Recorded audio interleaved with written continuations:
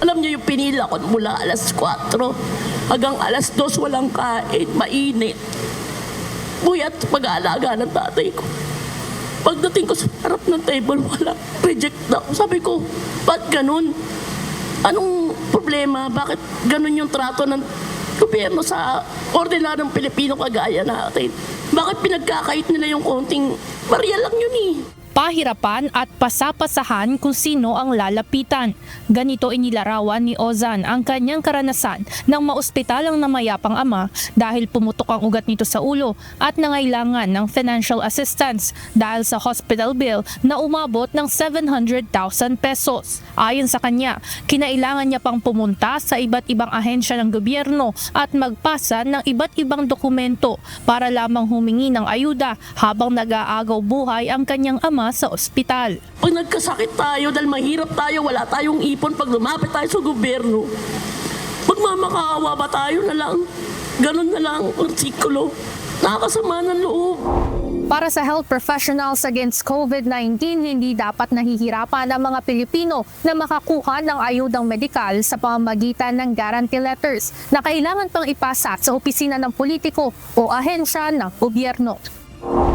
Anya, dapat ay sagot ito ng Philippine Health Insurance Corporation o PhilHealth sa ilalim ng umiiral na Universal Healthcare Law. Ang ganitong klase ng ayuda, kailangan magmalimos ka pa. Pero bakit kailangan natin gawin yan?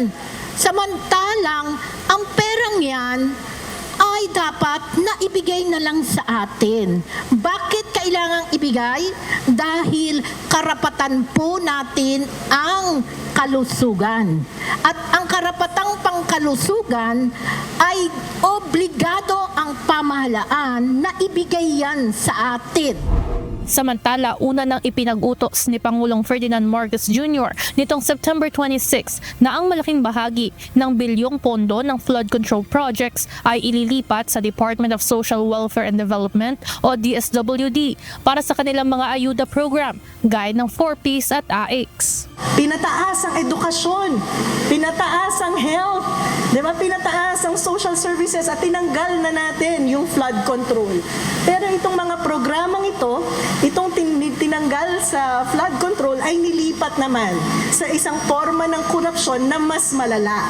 Ayon kay Professor Shelo Magno ng UP College of Economics at dating Undersecretary ng Department of Finance, ito ay halimbawa ng moral corruption kung saan mismong dignidad ng mga Pilipino ang ninanakaw. Tinanggal nila yung 240 plus billion flood control project ng DPWH. Dapat ba tayong maging masaya doon? Actually, yung ginagawa nila ay direktong pangbabribe, pangbibili ng pananahimik ng mga Pilipino. Diba? Parang ito, bibigyan na namin kayo ng mga dole out at ayuda, tumahimik na kayo sa issue ng korupsyon. Ayon sa mga ito, ang mga ayuda ay hindi dapat pahirapang mahingi mula sa gobyerno, kundi karapatang makuha dahil pinopondohan ito ng buwis ng mga Pilipino. Evan Alvarez, UNTV News and Rescue. Diyos ang aming sandigan, serbisyo publiko ang aming pinakahalagahan.